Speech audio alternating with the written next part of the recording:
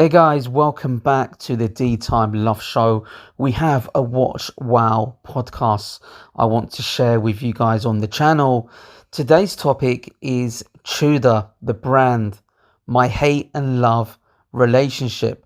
Love or hate them, Tudor in the last few years is arguably probably the most successful luxury Swiss watch brand that's made a comeback.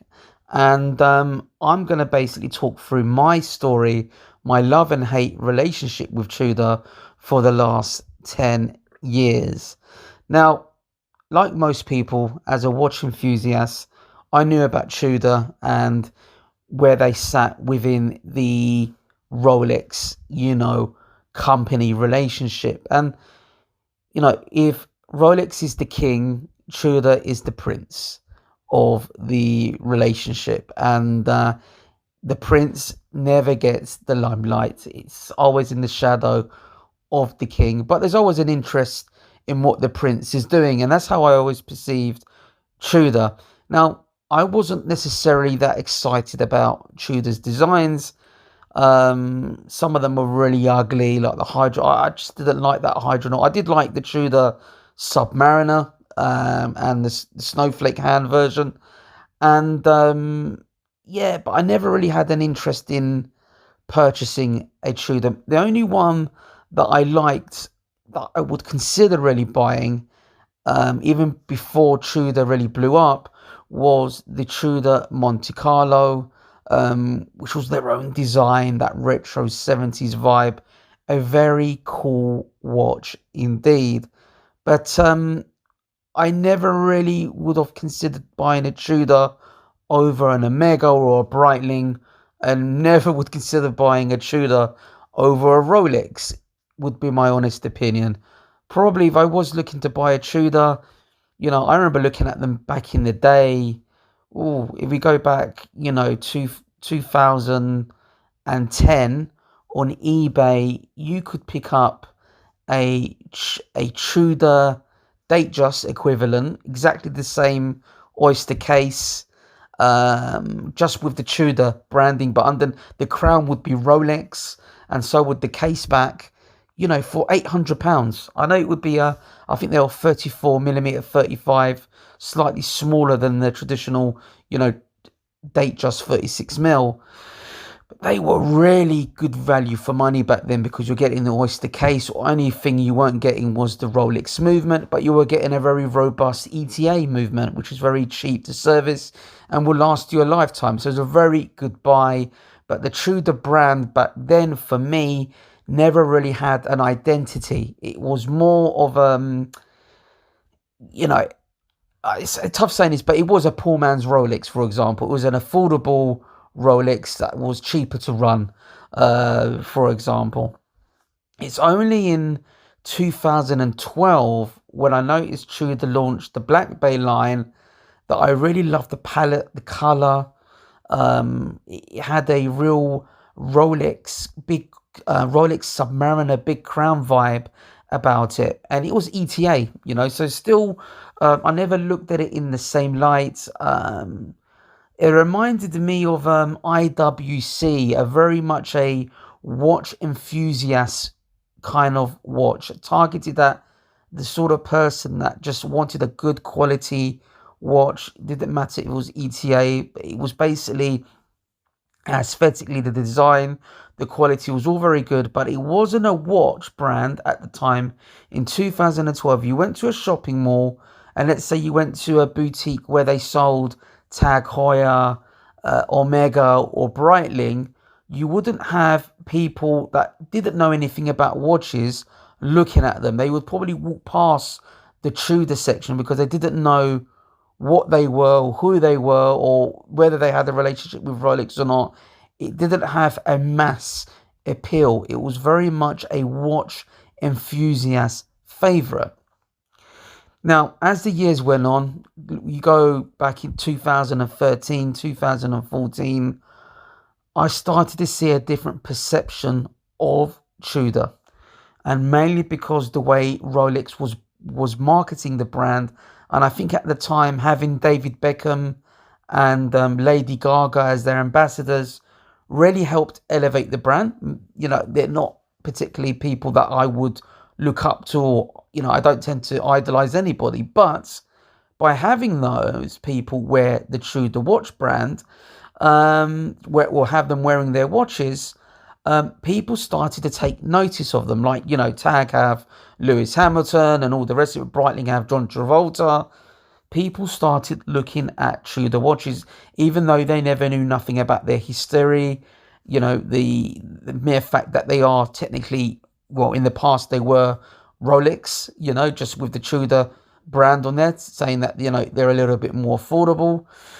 And then came the in-house movements. Now, this really added substance to Tudor. This was really a game changer for them, in the fact that they are now Tudor, with the in-house movements, a real quality piece, coming at a good price tag. We're really competing with Omega and Breitling. So you've got to ask yourself, how did Tudor, from really out of nowhere, come about being a real competitor to Omega and Breitling and Tag, for example?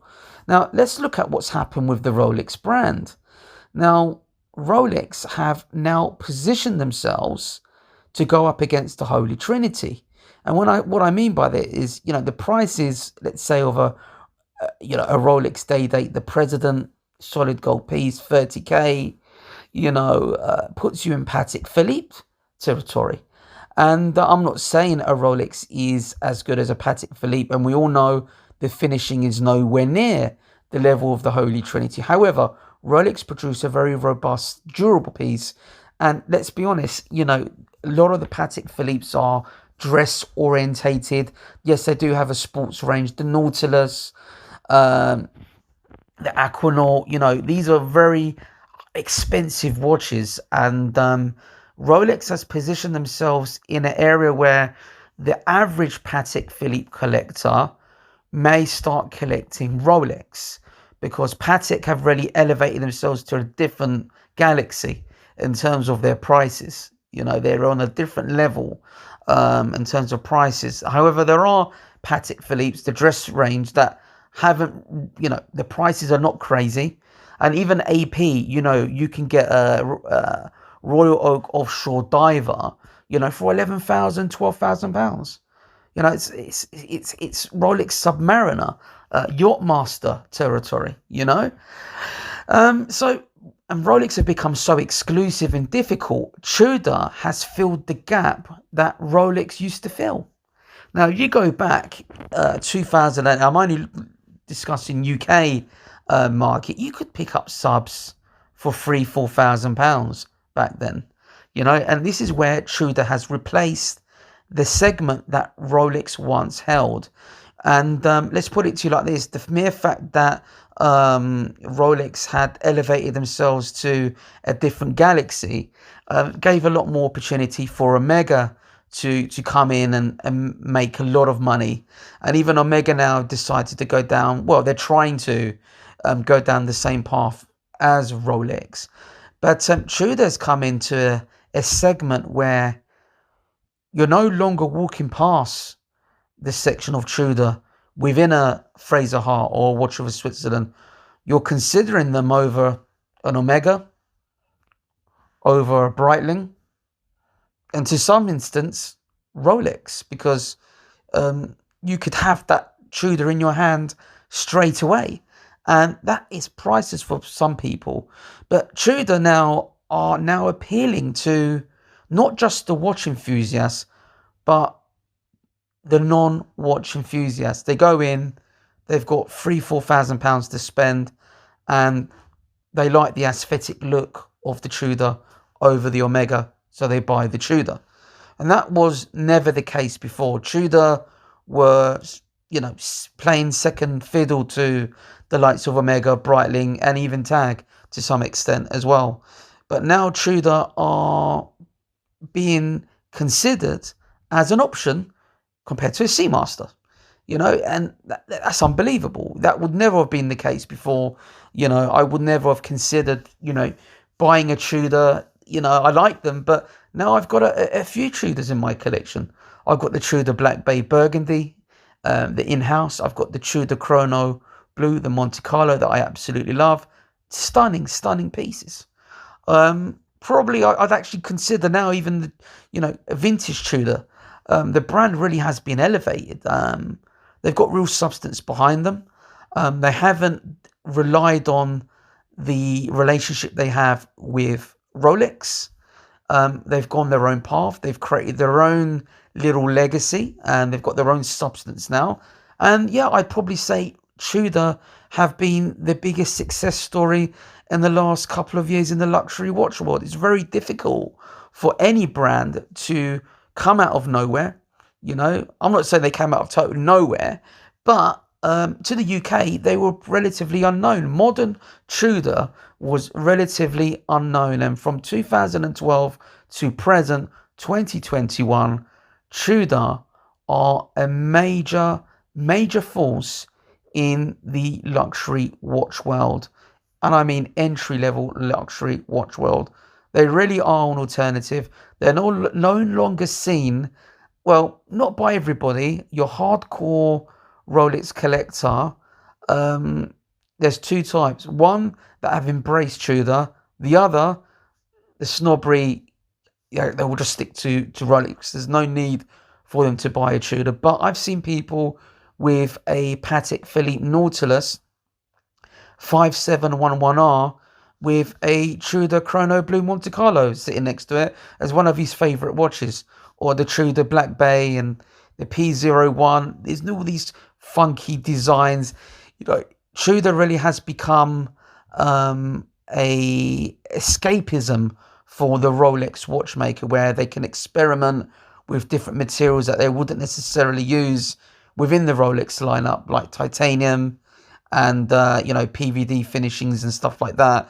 It's given them a chance to really experiment and set new trends within the watch industry. So they've done very well to elevate the brand to a position where it's considered no longer an affordable alternative to a Rolex, although it is still, but an option where you can have a Tudor and a Rolex sit side by side without you thinking it's a lesser piece. And I was one of those people where I wouldn't have considered Tudor, not really in a million years. I wouldn't pull a trigger on one. I'd rather go Omega rather than Tudor. And I really enjoy Tudor pieces. I think the quality is great.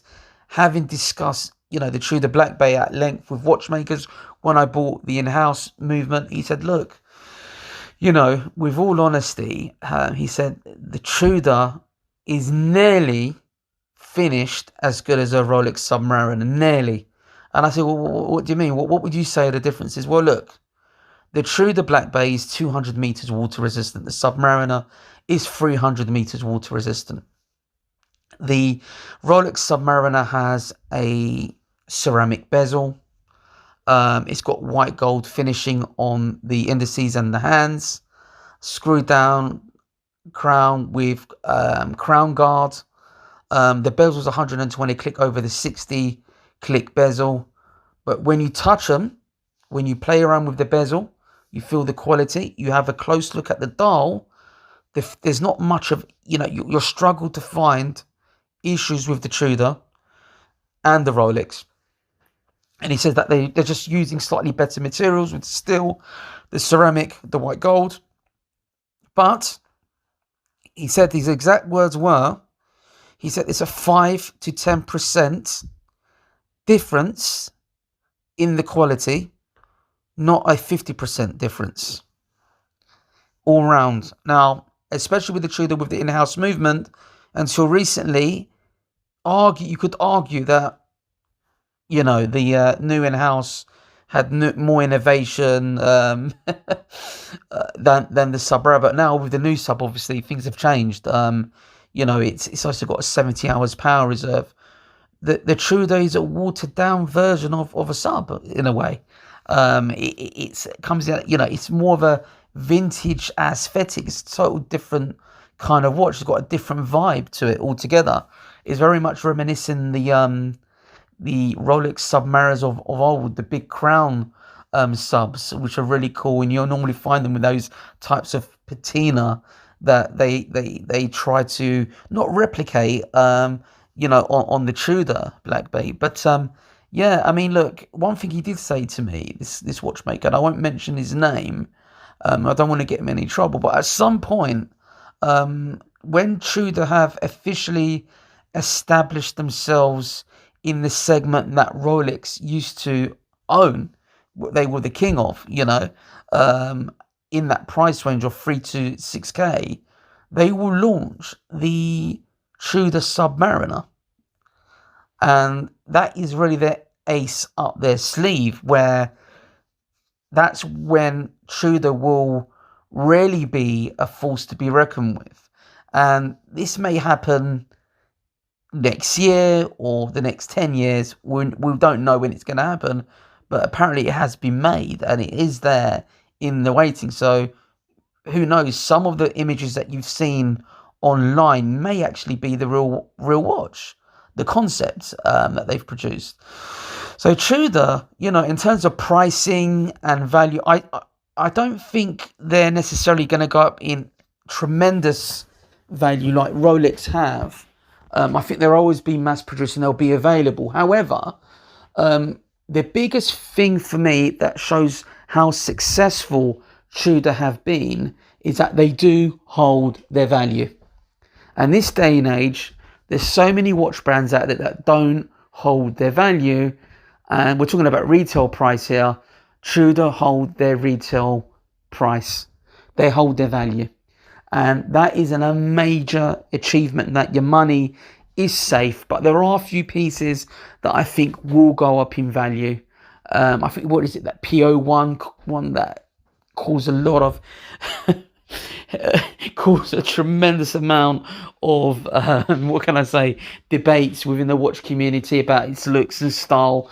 You either love it or hate it, but I think that's going to be a real collectible piece because not many people will buy that watch. The Tudor Harrods, once they stop production of that, and in general, the Tudor 58s as well will hold their value. They might not, double in price, but they will definitely hold their value. And especially the Monte Carlo, I think, will really jump in price. Even the modern variant as well, when they stop production, will definitely, that one may double in price. I've got a funny feeling it will suddenly become very, very desirable once they stop producing the Tudor Heritage Chrono. The Monte Carlo version, the real possibilities there. But it's definitely a brand that has really gone into a space where it's very hard to mess around with the established watch manufacturers like Omega, Breitling, Tag. They have their target market.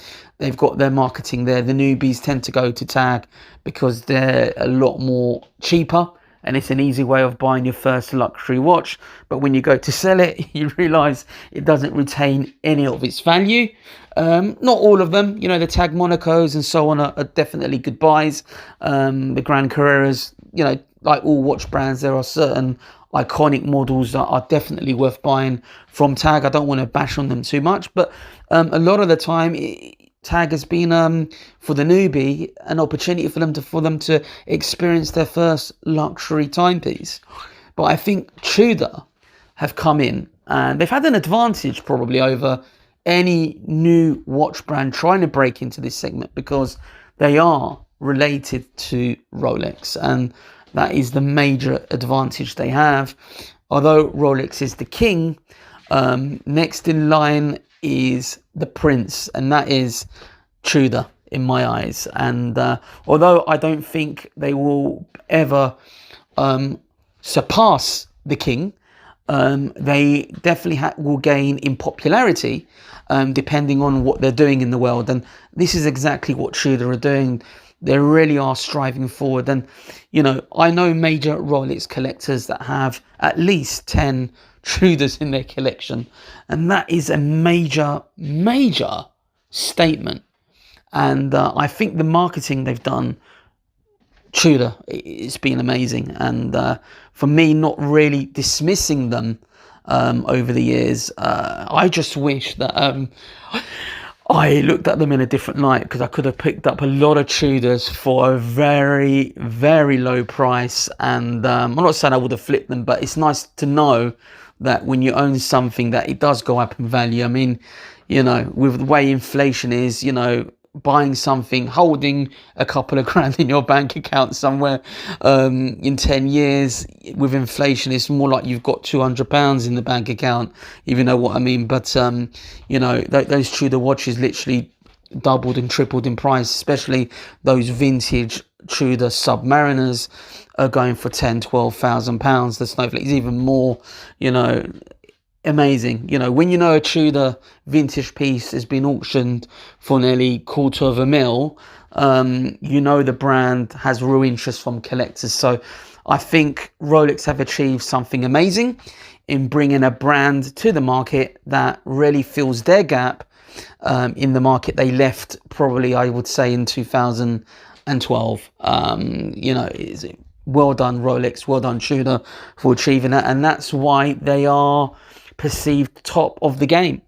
This is why Rolex is where it is, because they know what they're doing. And I can see Omega trying to go down that path, and I think they'll get there 50-50. Their glass will be half full, because I think with Omega they can't help themselves but produce thousands of different versions of their watches. But Omega, I don't know. They're going to probably, I don't know what's going to happen with them, to be fair.